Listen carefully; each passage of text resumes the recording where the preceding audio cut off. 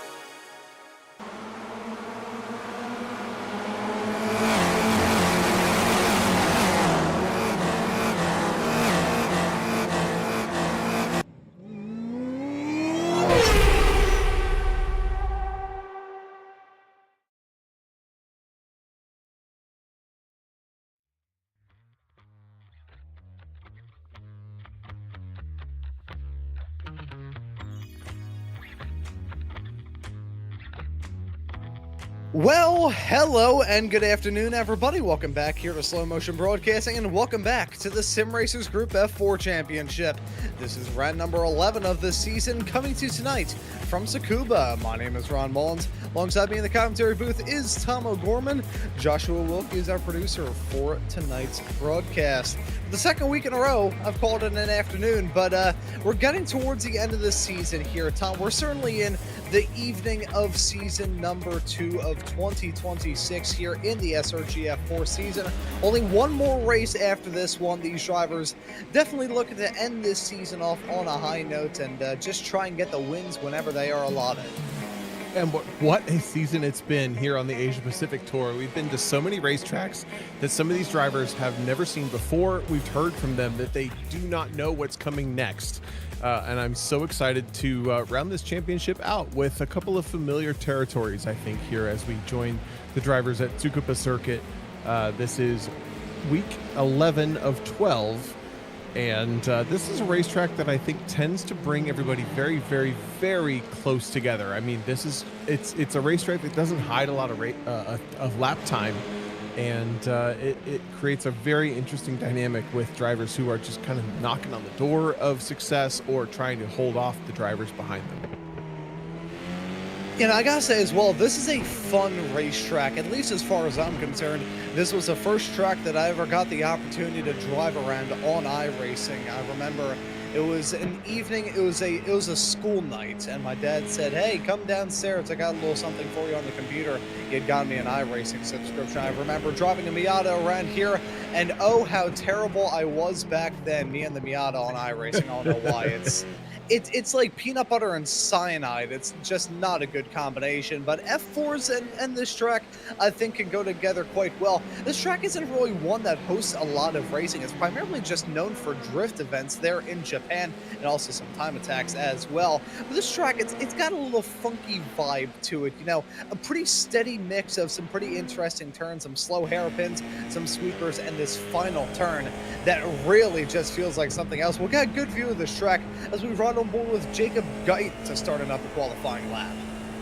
Jumping on board with a significant amount of qualifying left to be on the table for these drivers, but just trailing the car down into turn 1, a whole lot of real estate available on entry, but not a lot on exit, and then you're full throttle up through a little chicane here, which really is the braking zone, makes it not so much a straight braking zone as a bent braking zone, but you're rolling the car into that bent corner with a lot of camber on lock. Then we have a lot of camber here as well, coming through turn number 7, powering through turn 8 and turn 9, a deep braking zone into turn 10. A lot of camber available here as well. And Ron, what that creates is the opportunity for those big camber sections to really allow the drivers to open the corners up on entry, open the corners up on exit, create the apex that they want, if that makes sense. You get the opportunity to come into the corners as fast or as slow as you like, and you get a lot of time to play with the apex here at Tsukuba, which means that you really basically have all of the options on the table as far as lap time is concerned, and it brings everybody very, very close together. As you can see for the most part on the upper left-hand side of your screen, that most drivers are right in that 54-second range, which is, you know, much more close, both by the amount of time spent on this circuit, but also the shortness of the lap. Everybody just remains so close. You know, it is incredibly competitive here, and you do bring up a good point talking about this track having a good sense of drivers being able to open up their own treasure chest and see exactly what is inside. It's like Bob Ross before he started painting. You gotta coat it in a nice even layer of liquid white. That's pretty much what these drivers have to do here around this track. Well, that's what this racetrack is, more to speak. And these drivers have their own unique set of paints. They have their own ability to do whatever they want. This track is a bit of a blank canvas. You have plenty of opportunities to run something a little bit different. Talk about turn number 1 as a good little example there. Trying to figure out what line you want to take through there, whether you want to focus on the entry, focus on the exit before you head through that little quick chicane of 2 and 3 into the first of those banked hairpins of 4. And you talk about those banked hairpins, turn 4, my personal favorite, turn 8. That's a real good spot to try and get a move done there. It's always a sneak attack as you head your way through there. Just go for it, as This track is one that I just always love racing around, and an odd little layout that you could just see barely there in the back of shots is the Tsukuba 1000 layout. This is a 2000 layout that we're running here in Sim, which got the name because I believe it is just about or around 2,000 meters, which shows you how short this racetrack is, 1.27 miles on its full layout. There's only one layout that is larger than it here, and that is the Moto layout that uses a pretty hastily installed chicane. But the Tsukuba 1000 layout, it makes the track that feels like a karting track feel even more like a karting track.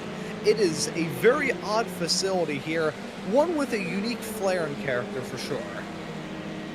And it does create such close racing. As you watch on the bottom side of your screen, there will be sector times showing up as drivers complete their laps. There are 4 sectors in this racetrack here during qualifying.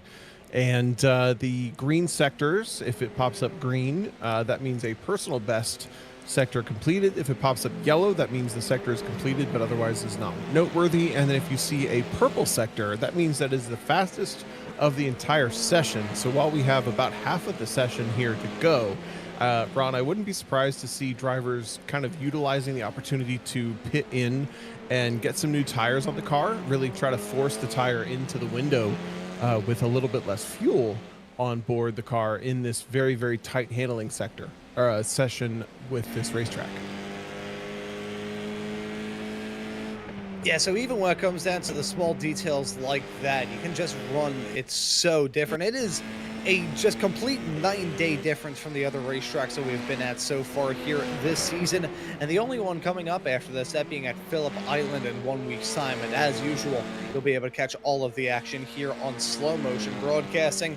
Getting into the second half of this qualifying session, here's how it stands right now. James McDonald is your provisional pole sitter. Jacob Guyton set to join him on the front row. Nathan Perkins, who we just saw there, able to jump his way up into 9th, first lap time for him as McDonald heads his way towards a stripe. Was purple in sector 1, yellow in the final 3 sectors there, so not an improvement.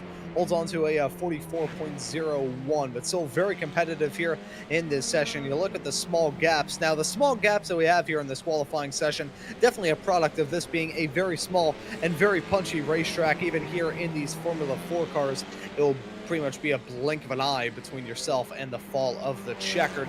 Even covering some even slower cars here, the likes of the Spec Racer Fords. And I think I've covered one Formula V race around here many, many moons ago, although that could be my memory deceiving me. I barely even remember what I had for dinner last night, so this is definitely not the best description here. But this track is just so itsy bitsy and teeny tiny that in these teeny tiny race cars, it does seem like a match made in heaven. It's a go-kart-esque racetrack with go-kart-esque cars. That's the gears are meshing here for what I think is going to be a very good race. 20-minute race, by the way, for the Sim Racers Group Formula 4. As we continue to watch qualifying, we have about 5 minutes left here in the session, and you're right, Ron, not a lot of improvement so far. I would say James McDonald really has a huge hand up on the field right now with that lap time over Jacob Guyton and Nathan Perkins. Also interesting to hear from the group chat here in the Discord group that David Borden not likely to appear tonight, as he is the championship leader by quite a bit and taking his first night off in quite a bit of time. Yeah, that's actually a very good segue to take a quick little gander at our championship point standings as we head our way off into the penultimate round of this season. So let's do that, shall we, and take a look at our championship points so you can see what the situations are as we head off into what we can say is the final 2 races. If we want to break out the math, we could say it is the final 6th of this season. David Borden, as you just mentioned, your dominant championship points leader. I am going to go out on a limb and say that David Borden, even with missing this race, is very likely your champion, but hey, I've seen Stranger Things. I don't even have a Netflix subscription. Nathan Perkins is in P2, 127 points is his tally currently. Jacob Guyton is in 3rd. James McDonald is 4th. Jose Navas completes your top 5, the first driver below that 100-point bracket. Dustin Brown, the newcomer, who we haven't seen in a couple of weeks, is in 6th. Greg Meyer on the Taco Bell machine has been able to ding his way up into 7th at the current moment. Jason Trantham is in 8th, with Christopher Yee and Sarah Bays completing your top 10. You can see the rest of the drivers lined up there throughout the field. It's been a very competitive season of action here, and of course you're always able to catch it here on Slow Motion Broadcasting. There's your team's points, which pretty much just a reflection of your drivers' points. Borden Racing, Perkins Racing, Guyton Racing, McDonald Racing, and Navas Molina Racing, your top 5 there. So I will say here on SMB we have some very creative team names, and other team names that you can tell are definitely generated by iRacing, but I digress. Getting now into the final 3 minutes of this session, this is truly happy hour. It really is. I think this is a racetrack that rewards a driver that can hit their marks more persistently than the other drivers. We're going to see drivers that are able to create over-under speed, and by that I mean they come in a little bit slower, they exit the corner a little bit faster, and it creates the opportunity for them to make a move in the upcoming corner. And this is one of the braking zones where we might see some of that position changing take place, but in general, the drivers here are going to have opportunities created for them, either by their willingness to create that opportunity for themselves, or the opportunity created by the mistake of the driver in front. And that means that they really have to be on their toes the entire time. I think being in close proximity to the race car in front of you is at a premium here at Tsukuba. And with a 20-minute race, I mean, you really cannot afford to have a mistake early on, as we see there an opportunity for a driver to make a mistake for the number 41, Ken Glasser, demonstrating us just how difficult the exit of turn 1 can be. But just in general, the difficulty of this racetrack with a very, very, very short lap time and a very short turnaround time from a mistake is a big point. And that's a very good point that you bring up there. As Nathan Perkins heads his way across the line, was able to set a pretty competitive first 2 sectors. Session best there in Sector 1. Was able to set his personal best in Sector 2, but was not able to round it off in the final 2 sectors.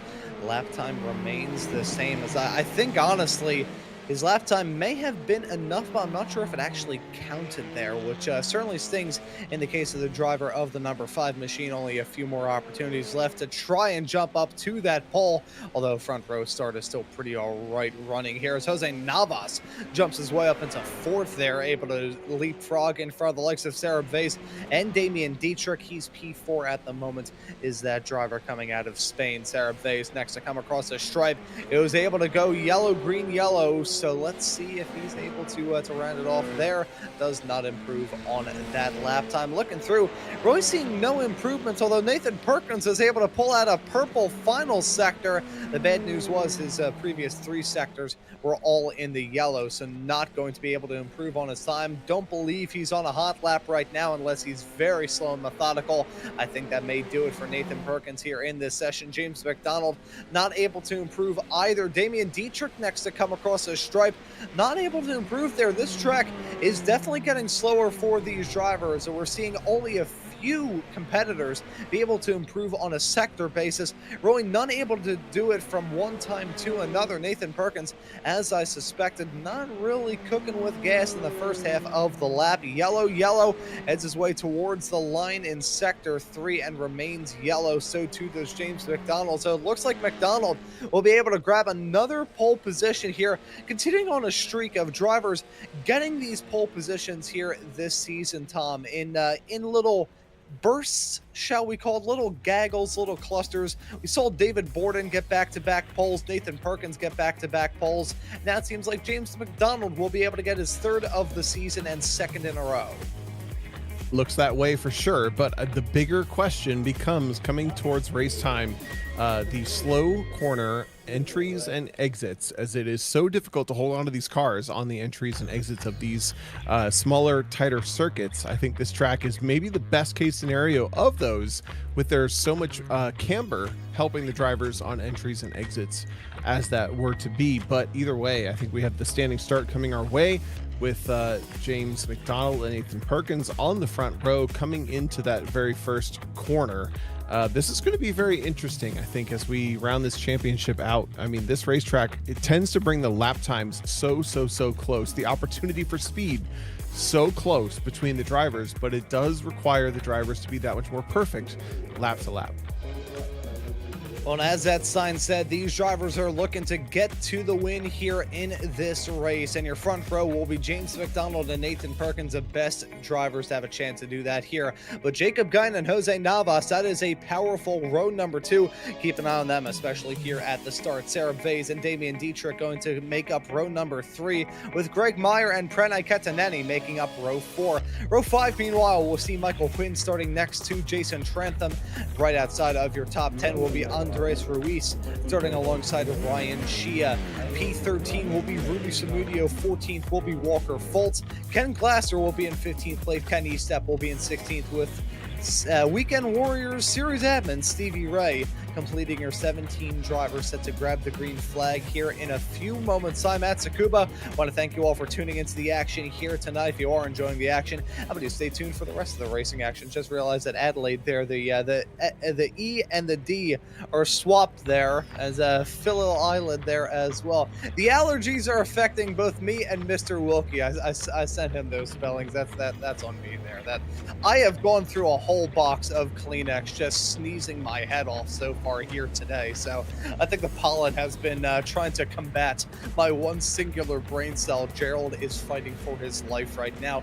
But let's bring it. Drivers lined up on the provisional starting grid, about to get a green flag here very soon. And a short run down to turn number 1 begins right now as the green flag flies. And the drivers are on their way. A punch out hole shot there from James McDonald, gonna lead him into turn number 1. Smooth and strong. Not the case there. 3 wide behind, ends in tears. And Sarah Vase piling into the side of Jacob Guyn. Both those drivers running into trouble. No damage here in this series, and they're able to bounce back like a rubber ball. But it's not over yet. Into turn number 4. Greg Meyer get caught up in it. I believe that's also Josh Leslie caught up in that too.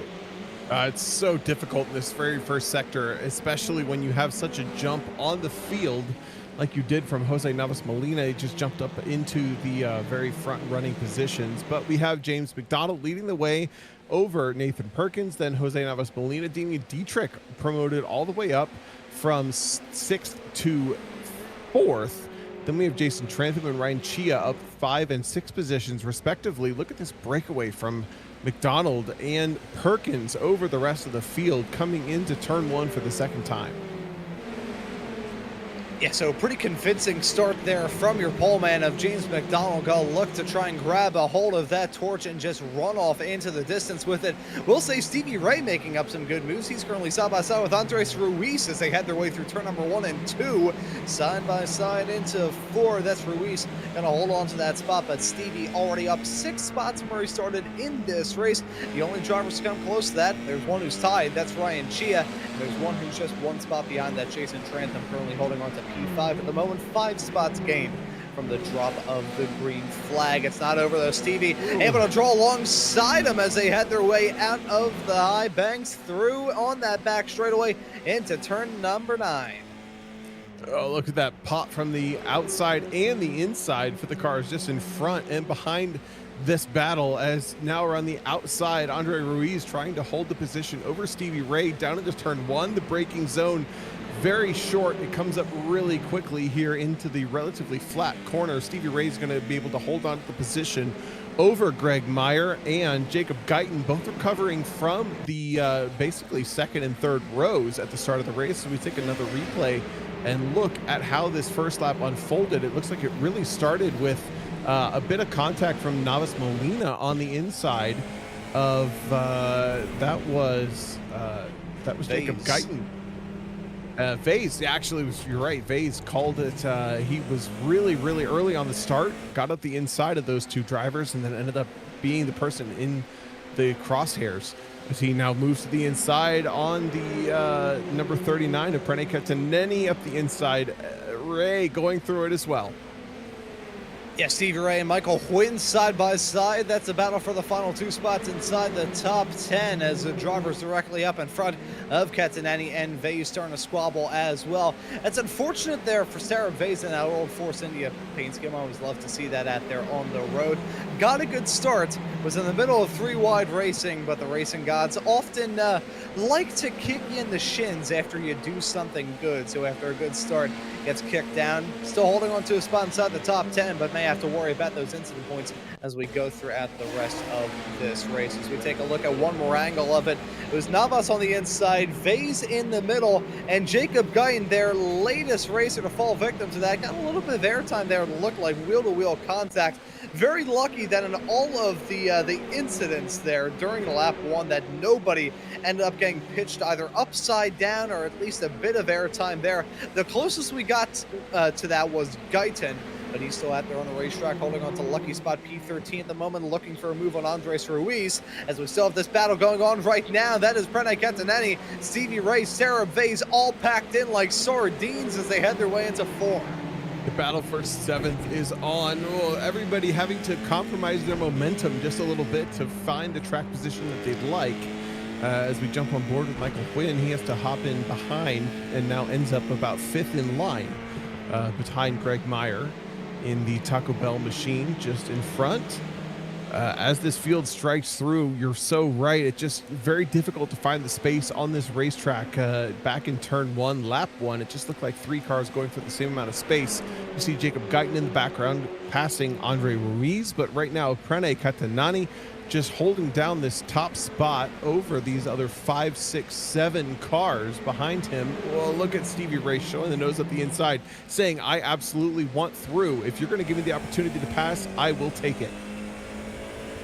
Yeah, you've got 2 drivers with 2 very different agendas. Stevie Ray looking to get the move done here as he'll actually, I believe, be at the SRG headquarters next week for the season finale from everything that I heard a few weeks ago. Meanwhile, Prene Ketaneni, still a driver looking to find his footing here in this championship, and his debut earlier on here in season number 2. But has had some issues, a couple of disqualifications because of incident points. That's an iRacing introduced in system. But just looking to get a good, clean run going here in this race. Going to allow Stevie to get a move done. Stevie, meanwhile, it's probably his best performance so far here in his rather brief tenure in the Sim Racers Group F4 Championship through to this point. Was able to jump his way through into 7th, although did feel some pressure as he headed his way into 1. Ketaneni running a little bit wide and nearly wiping out Sarah Vase and himself in the process. Now Vase feeling some pressure from Greg Meyer. They're side by side as they head their way through 4 with a little bit of battling behind them as well. That's Huynh and Guyton. Oh, there's so many cars involved in this conversation, and I think the experience of Stevie Ray really on display there. He really defended the inside line, which did not create an opportunity for these drivers as an impact between Sarah Vase and Greg Meyer down at turn number 10 here on lap number 7, actually lap number 8. These drivers just coming together as into that braking zone, so difficult into the hairpins, and Greg Meyer is going to be able to rejoin just behind the 83 machine of Michael Huynh. Oh, a big loss for this driver. It was, I think, Jose Navas dropping down as well, and that's what happened for him. It's a spin heading out of turn number 1. He's looking to pull off the 3-point turn, rejoin the racetrack without any further incident. Let's take a look at here. Cuts down aggressively on the approach into 1. That kind of sets you up for failure on the outside. There you can see it just loops around on corner exit. Tom, last time out at Adelaide, we talked about the troubles that these racers have in these Formula 4 cars about applying the power coming out of the turns. We're going to touch on that here in a moment as we see what happened between Sarah Vase and Greg Meyer. Meyer gets pitched up on the side. Vase slows up on the exit of the turn as I'm trying to identify the other driver that got a piece of that incident with himself and Greg Meyer, got caught up in the midst of all of that chaos and drama through turn number 8. Either way, we're hearing it was Michael Quinn as the other driver involved in that. Thank you, Josh, in the production truck, for letting us know about that right there. He's got the eyes all over this, looking around the racetrack like Big Brother, I suppose. But either way, talking about the exits of these turns in these cars, always tricky to manage the wheel spin, and unfortunately, Jose Navas put that on full display a lap ago. It is. If you think about the way the car loads through the corner, it really is standing up on the right, the outside front tire, mostly at this racetrack, the left side front tire. And if you jump on the throttle a little bit too early, hold that thought, Jacob Guyton knifes up the inside, on the inside of Pranay Katandani, and the number 64 going through on the 39, coming into turn number 10 and 11. Now a big flat out run into turn 12, trying to rely on that downforce. But to your point before, I mean, you just end up with that. Here's another look at it. Guyton is so confident as he throws it up the inside. The space shows itself to be available. Katanani just does not translate to the driver behind him very well, that he wants to defend the position, leaves the space. As we now rejoin Ruiz, trying to find his way through Ketaneni as well. This is the battle for 8th. Yeah, and riding on board with him as these battles have broken out. There is still that battle for the race lead. James McDonald and Nathan Perkins separated by about a half a second right now. Keep seeing Perkins blink in and out. If you're seeing him be marked as out of this race, he's not retiring and then re-entering. That's just aliens deciding to mess with him. He's been having some connection issues throughout tonight, is what we've heard. However, right now, it looks like those are at least a little bit at bay, as Stevie Ray with a bit of a sideways kick out as he headed his way through the braking zone. Turn number 1, still sensing the opportunity, though, and gets the move done. Heading in through there, didn't expect that move, but he gets it done on Ryan Chia. Swap of spots there. Stevie jumps his way up into P5. What a way to fight back there. Talk about this. Stevie right now up 12 spots from where he started in this race, and he still has about 10 minutes and change left to go. Still so much time in this race for all of these drivers, as we can see drivers settling in, watching the battle now for 8th position with Pranay Katanani and Andre Ruiz, and Saurabh Vaiz running three cars deep, nose to tail, as Jacob Guyton just pulling away from these drivers. Keep an eye on also Greg Meyer in the background. That number 8 car, the pink and the yellow, green wheels. This is one of the faster race cars on the circuit and now has clear racetrack in front. There's just so much happening here at Tsukuba Circuit. It happens so quickly as well, with drivers' mistakes compounding much more quickly than they typically would. It looks like Ruiz is through on Guyton. No, excuse me, is through on Ketaneni up into turn 1. See, I will say, talking about Greg Meyer, as we take a look at what all went down here, those Ketaneni just running wide, heading out of the final turn, and sensing the opportunity, they're diving down the inside, off into the braking zone goes, pretty nice move there, goes Andres Ruiz to jump his way up into that spot. So Ruiz now in 8th, Ketaneni in 9th, with Saurabh Vaiz rear gunner at the moment, holding on to the final spot inside of the top 10. Here's your battle for the top 2, and there's the blink ad from Nathan Perkins. See, this is a very awkward situation for James McDonald, because once Perkins closes up that margin, which he's not doing at the moment, that gap is actually starting to grow as these connection issues have continued here for Perkins. In the event of a side-by-side battle there, how do you manage that? That's pretty much, it's like, you know, getting into a boxing match in a cloud of smoke. You can't see your competitor. Your competitor can see you, because you can imagine for Nathan Perkins, the opposite is true. On my time on iRacing, trust me, I've seen the perspective, and I've been the perspective of a driver going side by side with a car that keeps blinking in and out of existence. You don't know whether that car is going backwards, upside down, sideways down the racetrack, or spinning around in circles. Yeah, connection issues aside, it really comes down to trust in the driver in front of you to do something that is really something you can anticipate for what you would do.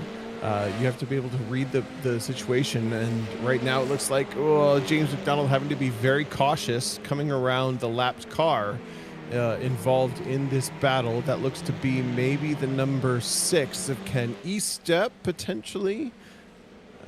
Trying to get a number on the nose there. Yes, the 66 Estep, just letting the drivers through up the inside of turn numbers 9 and 10. Very heads up for that driver, but to your point, it just means that you have to be kind of in a trusting position for the cars around you if you're Nate Perkins, but also really if you're James McDonald, you have to be trusting that the drivers have seen you coming into this later stage of the race as we're coming up on the final third. And so time running at Nathan Perkins is going to have to sense whether or not he can actually get this move done, or whether he will just settle for second place right now. It's going to sting either way for Perkins, really the only person who has a realistic shot, pardon me, of closing that gap between himself and David Borden. So we'll have to see whether or not he does decide to tackle that between now and the end. As here's Jacob Guyton trying to get a move done on Ryan Shea. That's heading off into turn number 1, and side-by-side racing ends well for Guyton, is able to jump into that spot. Jacob Guyton, as it stands right now, currently holding on to 6th. So a pretty good recovery drive there, as we did see, just caught it on my eye not too long ago, actually, in front of this battle between Guyton and Trantham, who are side by side, heading their way off through the final turn. Trantham there on the outside, Guyton keeping it tidy there on the inside line. Thought that was maybe going to end in here. Side by side racing through the final turn at Tsukuba. Usually not the best prospect, but the driver is able to play ball very, very well. It takes 2 to tango, and those two put on a beautiful dance as Stevie Ray starting to dance away from them. He's now into 4th. It's been a fantastic drive from Stevie here. I talked about the Weekend Warriors history running around this racetrack. I mentioned that the Spec Racer Fords have run here in the past. We have, Formula V driver, past champion in the Formula Vs as well. And of course, Formula V Weekend Warrior Series admin Michelle Lynn tuning into the show as well. So I have to ask Michelle whether or not we have run at Tsukuba in the Vs in the past. I do not recall broadcasting it, but the Formula V Weekend Warriors have been running ever since the Formula Vs were introduced nearly 5 to 6 years ago now. So that history long predates once we started bringing the action here on SMB. But I digress. Still got battles going on throughout this field. You know, Tom, we thought this was going to be a racy race, and a racy race it has been. It certainly has. We're side by side into turn number 1. The battle for 8th raging on between Andre Ruiz, Saurabh Vaz, and Pranay Katanani, who holds the outside position down into turn number 5 and 6 for this 17th lap next time across the start-finish line. Still have plenty of time to go. 15 minutes down out of this 20-minute race. Now Greg Meyer shows the nose up the inside of the 83 machine of Michael Huynh, who has pressure from behind, with Jose Navas Molina involved in this battle. And you just see how that camber of these slower corners really affects the battle as Greg Meyer able to hold the outside line through turns 10 and 11 into the outside of turn number 12, and just really carries the speed through. A big understeer though in the number 8 is going to bring the 83 and the 4 back into the conversation. Oh, these drivers just so close. This is the thing about this racetrack, is just it creates these opportunities that you see coming, and you have to be so smart about whether or not they're real. You know, it is a constant barrage throughout this racetrack. You're constantly dealing with turn after turn after turn after turn.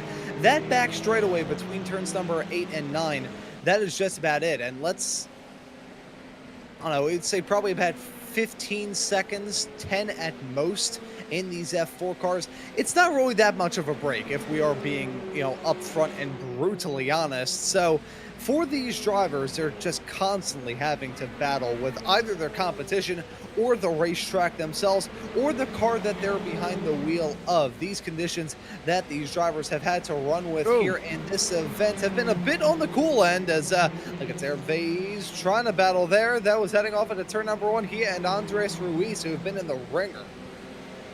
Just such a constant conversation of distance versus speed. Do you carry more distance for the sake of more speed? You saw there Saurabh Vaz really popped to the inside, showed the intention to make a race pass, but the car in front, Andre Ruiz, who we ride on board with now, carried more radius, was confidently able to hold off the number 30 Just a little bit of brake lockup coming into the final corner, but on the exit now carries the wider radius. Rob Vase does get the inside line up the exit, but I think the number 12 is going to be able to close the door coming into the final corner as long as they carry enough entry speed. No, just a little bit of confidence rattled for the number 12. Rob Vase able to go through, and this is for 8th. Yeah, unfortunately there got caught up in the dust and the marbles on the outside of that final turn. Gonna cause him to lose that on some time and lose that on the opportunity to get that spot, at least for now. We still have just a tick over 2 minutes left on the clock here for this penultimate race of the Sim Racers Group Formula 4 Championship. And folks, if you want to tune into the Sim Racers Group F3 series, you can by subscribing and hitting that notification bell so you get notified when we go live for tomorrow's broadcast of the Sim Racers Group F3 Championship at Adelaide. That'll be at 10 p.m. Eastern Time as Catanani running wide heading off through turn number 8. Nearly ran into the back of Ruiz. Unfortunately, going to have to go off the track to take evasive maneuvers. Unfortunate there for Catanani, who is holding on to such a good position now on the outside looking in when it comes to a top 10 finish. Speaking of outside looking in at the front, it is now the smallest gap it has been for a couple of laps between James McDonald and Nathan Perkins, down to 3/10 for a split second. Look at this between these two coming up onto the start finish straightaway for the final time. White flag next time by, and all of a sudden Nathan Perkins has closed this gap up between these two drivers. James McDonald continues to lead the racetrack, on the racetrack between these two. Oh, it's so close. Oh, it's very close between these two as Perkins overshoots it into one sideways snap. That's going to cost him some time. We'll say, though, he does have the benefit of time. I was wondering whether it was going to be the white flag then or not. I don't believe it was. It was borderline, though. I believe they have an extra lap of racing action left here. So James McDonald going to have to hold on to this for one more lap and one more lap alone, but he has a 1.2 second margin as he heads his way off into the penultimate turn here on the penultimate lap. Perkins going to have to keep his nose locked onto that grindstone to try and get a good run here on the last lap of this race. Looking farther behind, Damian Dietrich, I don't think we've mentioned at all throughout this broadcast. He's on track to finish in 3rd. This has been an under-the-radar run to the podium for the German. Fantastic race result, as there we go, about 5 seconds left on the clock. 5 seconds left on the timer, but James McDonald has now taken a white flag with an 0.8 of a second margin between himself and Nathan Perkins. As long as he's good on fuel, he'll probably be good here in this race. Damian Dietrich essentially on island of his own. Stevie Ray set to be the hard charger by a country mile. 13 spots gained from the drop of the green through to the fall of the checkered. Brilliant run from him, although there are some good performances of note. Perkins once again gets abducted by UFOs. He's closed the margin now to within a half a second as he heads his way off through the final sector here on this last lap. But as he continues to blink in and out of existence, James McDonald gonna see that blinking car and see something waving, that being the checkered flag to win once again here in the Sim Racers Group F4 Championship. There's a checkered flag for McDonald. He's victorious. Perkins ends up in a close-knit second place in a pretty bewildering finish. Damian Dietrich now running his way about 15 and a half seconds back for what was a valiant P3. Another good drive from him, made 3 spots up from the drop of the green through to the fall of the checker to get what I believe is his first podium in the history of his time in this series. Sure is, and how fun also for Stevie Ray to come through. 13 positions gained. Whoa! This is big contact between Greg Meyer and Andre Ruiz coming to the start-finish line for 9th position. Ends up with Ruiz, damages off.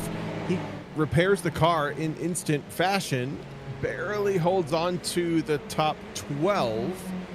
Wow, that was big contact at the very end of this race. Rudy Samudio coming through in 15th. Here's a look at it. Meyer washing just outside. It looks like Ruiz just a bit overcommitted, I must say. I think Ruiz maybe sort of brought that on himself with that outside run. Has to assume that Meyer is going to end up. Look at the both of them, just absolutely full fistfuls of understeer into that final corner, trying to ride the thing out.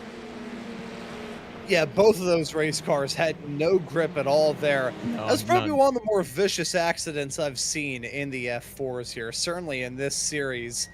tried to say it last week, and the words just escaped me. One flip, two flip, red flip, blue flip right there. Thank you very much, ladies and gentlemen. I had to. I'm sorry. But so we see your podium runners burn it down here. James McDonald about to treat us to some donuts. Let's slow it down. Let's bring in the music, shall we, as Nathan Perkins continues to get abducted there by a UFO. So I always thought it was the misty racetracks that were the ones where the UFOs would be the most common. Not here in Japan. Maybe it's just like invisible Godzilla just snatching the car up and then placing it back on the road there. Yeah. That was a stretch, even by my standards. James McDonald, though, is your race winner. Half a second margin between himself and Perkins at the very end. Damian Dietrich comes home in a very valiant P3, 16 seconds back at the lead, but still on the podium regardless. Stevie Ray, talk about a drive here. 13 spots gained, started in last, ends up just shy of the podium.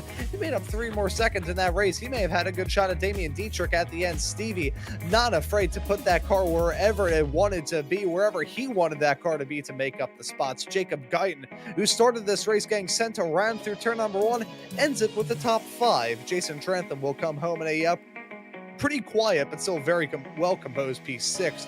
Ryan Shea is in 7th, Sarah Faze in 8th, with Greg Meyer and Michael Quinn completing your top 10. Jose Navas, one of the other drivers involved in that opening lap, Schmazel, heading into turn number 1, ends up 11th with Andres Ruiz in 13th, Walker Foltz in 14th. Pranay Ketanani, unfortunately for him, falls out of the top 10 late. He rounds out your top 14 with Rudy Samudio in 15th place. Ken Glasser in 16th. Kenny Stepp ends up in 17th place. Those are your results at the end of round number 11 of the Sim Racers Group Formula 4 Championship here at Tsukuba. Once again, want to thank you all for tuning into the action here on Slow Motion Broadcasting. You were treated to quite the good race, if I do say so myself, although I definitely am biased being the announcer that just covered it. But Tom, I'll pass the mic off to you to get the interviews up and rolling and ask who you would like to have a chat with first. Sounds great. As I look down here, we have, you know what? Let's start with Damian Dietrich. I think this is a very fun conversation to be had. Damian, your first podium here in the Sim Racers Group, and what a fun night to have that happen here at Tsukuba Circuit. Talk us through as we watch you start from the standings, start back on 6th in the grid. Tell us what the race was like from your perspective. Yeah, it was a lot in the beginning. So yeah, cars left and right. And yeah, I think I got a bit lucky. But yeah, I got through, and then basically from then it was smooth sailing. Like, I tried to be consistent, keep my pace. Behind me was, I think it was Jason and Ryan had like a back and forth, and I was like sometimes checking the times, but I think I was good, and yeah, I did it. It's so cool. I think you know, coming into the final round this championship season with Phillip Island, it really seems like your pace was rewarded here at Tsukuba. I'm wondering if there's anything that clicked. I'm wondering if there's anything about this racetrack or anything about this calendar that is maybe kind of clicking for you here late in the season.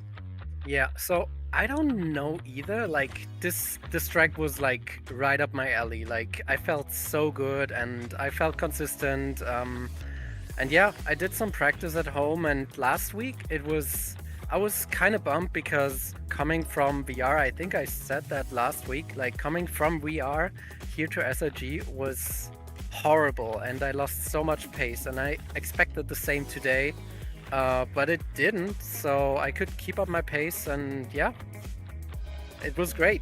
And yeah, let's see if the next track will be as great. I doubt it, but hey, I'll take the win.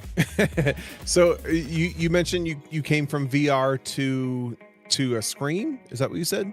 Yeah, that's right. Interesting. Okay, so the screen felt different. I'm curious, maybe describe your experience coming from the screen to VR or vice versa, for somebody who's watching here, you know, maybe who has their own sim rig, a friend, somebody you don't know, who cares. Are you know, what do you recommend based on your first impressions of both or your experience with both? Yeah, I love VR. I have like the most FOV, and it feels like I'm in the racetrack, and that's amazing. But especially like last week, where there was like a very fast corner, and it was like you had to brake at the right point, and you had to like steer at the right exact moment. And coming from VR to screen was hard because you have your points where you look. But if you switch from VR to a screen, you have to adapt to the point where you're looking at, like your reference point. So this Yeah. millisecond then is like too much, and then you're too late. And yeah, last week I fucked up, but oh my god, I hope I can't say that. I'm sorry. Oh, don't worry, Damien. I've done it myself. Yeah, Oh, good. but yeah, this week it felt great, and it just felt like at home basically. Very cool. Well, congratulations on your first, not only top you. 5, but top 3, a podium for you here at Tsukuba coming into the final round. While we have you here, any congratulations, any final words, any thoughts, any shout outs you'd like to give here on the broadcast?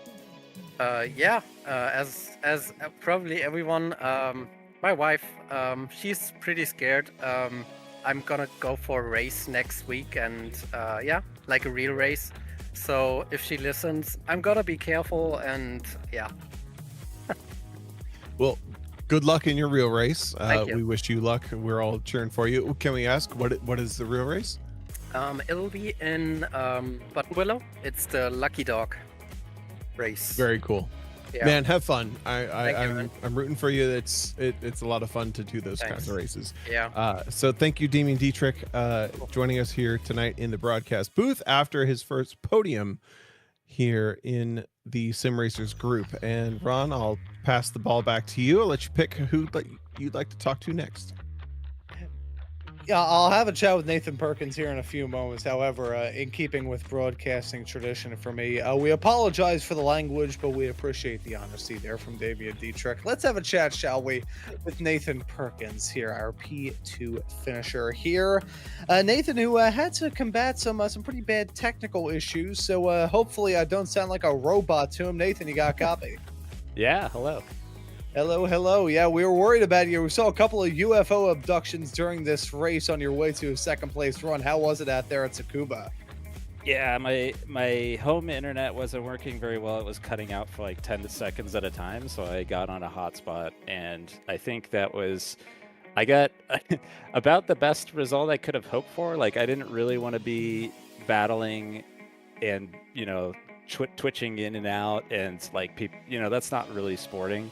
But I got to slot in behind James the whole time, and I was blinking every now and then, but it didn't affect my race, and it didn't affect his race, so that's pretty good.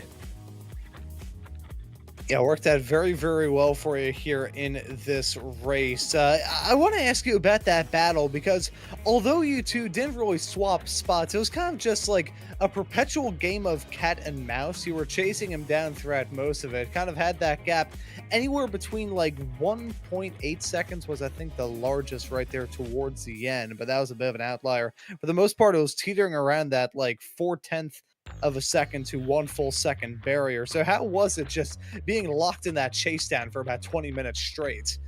That was tons of fun. Like, I'm behind James. He's super fast. He doesn't make a lot of mistakes. I think the biggest mistake he made here was like a minor off track. So there was just no catching him. And this isn't really a track that's easy to pass, but James and I have been like dialing up the rivalry a bit, and it's been a ton of fun. So like the other day in SRG, we were giving each other fighter pilot call signs that are like are cool, but like marginally disrespectful. And so James was giving a bunch of really funny ones out, and I just replied with James Bridesmaid McDonald, because he gets a lot of podiums, but he hadn't gotten this first in a while, and I think I just got karma for that. It was so fate dealt me the cards I deserved by giving James that win after I burned him on SRG. So make sure to keep your karma accounts up. and don't burn people who are going to be faster than you in the next race. I have genuinely no room to judge. I think I was about 8 years old, going to an indoor go-kart track right outside of my hometown of Philly, and I was going there with my dad, who was competing. He decided to hop into the cart with me, and before we got in, I said, "I'll see you in loser circle." I still feel bad about that to this day. This is about 13 years ago, but I still feel like I think back as to how I was back in the karting days, and I apologize for my own language. I was like, man, I was a bit of a prick back then. But no, I'll say that it's all fun and games. Y'all like to have a good time here in this series. But next time out, season finale, Phillip Island, back down there in Australia. That track is, significantly larger and a little bit different than this one. So is there just about anything that you can bring in from this race to that outside of the basic controls of an F4 car? I mean, I tell you guys every time, I have no idea what the next track is. I've never been on it. What do you think? Phillip Island is quite nice. I would say out of all of the motorcycle-esque tracks, that track is primarily used for MotoGP. Jack Doohan's father, Mick Doohan, has Turn 1 named after him there, the legendary motorcycle rider in MotoGP back in the day. So that track is definitely kind of like a motorcycle one, but the cars can handle it quite well. I hope you enjoy draft heavy racing though, because that's what you're going to get next week. Very nice. Well, Nathan, with my little preview for you for Phillip Island done and dusted, we'll give you the floor to give you any thank yous or shout outs before we let you go and celebrate this second place run. Yeah, shout outs to my girlfriend for always supporting me. I got a few shout outs to people who are special to me, at least just in this moment. Like, I'm going to Thunderhill on Friday with Edgar Lau, who's going to be my coach and teach me how to drive in real life. Over the weekend, Jacob and I did the Nürburgring 6-hour race, and we got P2 in the GTP, which I don't think I'd driven before in an endurance race. It was just it was intense, and it was a really good time. But yeah, I mean, and shout out to James. I mean, we rib on each other a lot, but I want to, I wish him the best, and I like to see him succeed and get that first place. It's really great. He was just fast, man. Good job, James. One thing I will say, it takes two to tango in a situation like that. You got to have a friend for a foe. You got to have one side of the battle and another. But gave us a good battle here in this race. Nathan, thank you for joining us, and we hope to see you next time out there at Phillip Island. Yeah, thank you. See ya. And that right there was Nathan Perkins, our P2 finisher. Tom, I'll pass the mic off to you to have a chat with our race winner here, James McDonald. Race winner and slow motion broadcasting commentator, James McDonald, taking the win tonight here in the number 26. James, tell us about the night from your perspective. We know this racetrack brings the lap times very close together with everybody, but tell us about it from your perspective, because you pretty much had nothing in front of you the entire night. No, but I feel like I have to turn around right now to see if Nathan Perkins is right behind my seat. I spent the entire night watching this dude in my mirrors, and meanwhile, my crew chief is like, please stop looking at your mirrors.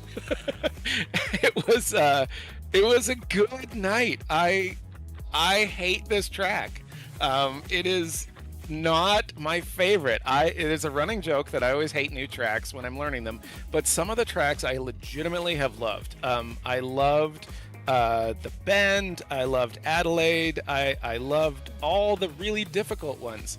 And this one came up, and I started racing it, and it's so tiny, and passing here is awful. It's impossible. You really have to just be within a tenth, and then hope that the guy cooks it on the entrance. So I ran some officials today and had just almost no luck. Like I was, 7th, 8th, stuff like that in wrecks all the time. It was very difficult. So the track is deceivingly hard on tires, I would say, for being such a short track. You just have these long, you feel like that sound that you have when your tires are on that sort of slip. It never turns off. It's the entire race of just that sound. So it's an interesting track. It's not my favorite, but I had a great night, and Nathan, he was gonna catch me eventually because I was working my tires harder than he was. He had the benefit of that draft in the straights and just being a little bit nicer. So if this thing would have gone on 5 more minutes, then he would have caught me. He's a menace. He has come so far, and he is so fast. He's kind of terrifying. I think we sort of created a monster, and he is spending so much time practicing and learning and getting coaching, and it's a trajectory that can't be stopped. So a lot of fun tonight. I'd love to see that so much. And I think, the big thing that I look at when I come through this championship calendar, it's been since week 7 that we've been to like a proper road course. We've been to Oran Park, we've been to Sandown, we've been to Adelaide, we've been to Tsukuba, but it's really all on Phillip Island, where things are like a real racetrack. You have a lot of space, you have a lot of drafting, you have a lot of radius to a lot of the corners. Any thoughts about that going towards the final round of the championship here? Absolutely. I think Phillip Island is a fantastic course. And that's exactly, like, your point is exactly correct. I feel like we've been just hammering these formula cars around these little tiny go-kart tracks and street circuits with walls and everything, and haven't had a proper outdoor, just drive the wheels off kind of course, and Phillip Island is definitely that. The last time I did Phillip Island, I was racing the F3s. It was actually last season. I raced the F3 on Phillip Island, and I was kind of new to F3s and things like that, and I'd practiced and I'd gotten pretty good at that one, and I got into the sprint race, and it was towards the end of the circuit. There's an uphill left. It's like a hard left towards the end of it, and I clipped Danush Paborji. I just lost the back end in like a 6-inch snap, and I hit Danush, and he spun and hit someone else, and then I hit them, and I went into orbit. And like in an F3, it is over. My car was a yard sale, and it was terrible, and I got a bunch of penalty points from the stewards and everything. But nonetheless, I love that track. It's a great track. There's long straights and drafts and sweeping corners and hairpins, and it's got everything. It is perfectly built for an F4 and an F3, frankly. I don't know what it's like in an F1. Maybe it's too small, but like, man, it is one of my favorites. It's absolutely spot on. I couldn't agree anymore. By the way, you can catch me and James McDonald on the Formula 3 broadcast tomorrow night here on Slow Motion Broadcasting at 10 p.m. Eastern, 7 p.m. Pacific. But James, anybody, while we have you here, that you'd like to give a shout out to or give any final thoughts about? I will thank my sponsor, Hickman Garage. Hickman Garage that put on the side panels to my Jeep. Hickman Garage is it's a barn with a lift and the nicest people in the world that work/live there. So that's my shout out for tonight, is to Hickman Garage, and to you guys, the legend Ron Maunz, who has been kind enough to provide me some broadcast tips, and you, Tom, just working with a person like yourself is just a dream, and I'm really looking forward to tomorrow with Adelaide, because I love that course too. And also to Josh Wilkie, for putting on such a fabulous company and show with Slow Motion Broadcasting. So thank you all very, very much. Well, we appreciate it, and I can't wait to talk to you tomorrow. Congratulations on your win tonight, the winner of round number 11, James McDonald, here at Tsukuba Circuit. Thank you. Ron, what do you think about that? That was a lot of fun tonight. Very, very intense, very quick action here at Tsukuba. Yeah, that it certainly was. It was high. It was highly energetic. I think is probably the best way that we could sum up tonight. High paced, really anxious stuff, but there were always some fun racing as well. We saw some 3-wide racing. Side by side was pretty much just the norm in these cars that slide around a little bit. I said this track is kind of go-kart esque. In these go-kart esque cars, it's just a match made in heaven. But Tom, one more week left to go, my friend. Phillip Island. That is, yeah. I mean, I think the summary that I gave to Jacob Gein about that track being an insane draft fest. I don't think there are truer words to describe F4's and Phillip Island. That is going to be, I think, probably the most fitting way to end what has been a very up and down and very competitive season here in this series. Yeah, I think it feels very similar to maybe pulling the lid off of the Mentos and Coke bottle, right? There's been so many races where it's been tight, it's been close, it's been, keep everything contained, and we're pulling the lid off of it, and everything's going to explode here at Phillip Island next week. Yeah, it's just, one small little, and then it's going to explode there. Yes, I did have to provide the sound effects there. But no, that is going to be a real fun way to bring this season to a conclusion. But folks, we have a lot of action coming up here on Slow Motion Broadcasting. As Tom said, you can catch him and James McDonald on the call, which, by the way, James, me, a legend, that is not a word to describe me as. A legendary asshat, maybe. Legend, not so much. But coming up here on Slow Motion Broadcasting, we, of course, have that F3 broadcast tomorrow here at Adelaide. That'll be at 10 p.m. Eastern Time, it's 10 Eastern, 9 Central, 8 Mountain Time to anyone who uses that time zone, and 7 Pacific. Oh no, I'll give you the time zone of Pango for the season finale. And then on Saturday, we've got you pretty booked with a double feature, that being the Sergeant Adam W. Estep Memorial Scholarship Race. That'll be in Mustang GT3 cars at Road America, benefiting the Campbell Veteran Fund, and the Formula V Weekend Warriors will be at Lebanon. And actually, to recap on the storyline that I was saying earlier, Michelle Lynn said that the Vs have raced there in the past, but it's been many moons since then. Of course, F4s will round off their season in 1 week's time at Phillip Island, and we hope to see you all there. If you never want to miss out on the racing action here on Slow Motion Broadcasting, we should probably hit that subscribe button and the notification bell. If you're interested in taking a look at some of the more standout and noteworthy moments here of our broadcast, happy to take a look at some of our YouTube shorts as well. If you'd like your iRacing event or league broadcasted by us, you can join the Slow Motion Broadcasting Discord server and get in touch with us. And again, if you'd like to never miss out on the racing action, remember to subscribe. But as to this broadcast here for round number 11 of the Sim Racers Group Formula 4 Championship here at Tsukuba, that will just about do it. So for myself, Ron Maunz, Tom O'Gorman joining me in the commentary booth, and Joshua Wilkie working on the cameras and the graphics in the virtual production hauler, I say thank you all so very much for tuning into the action on Slow Motion Broadcasting tonight, and we hope to see you all wherever it is in the not too distant future.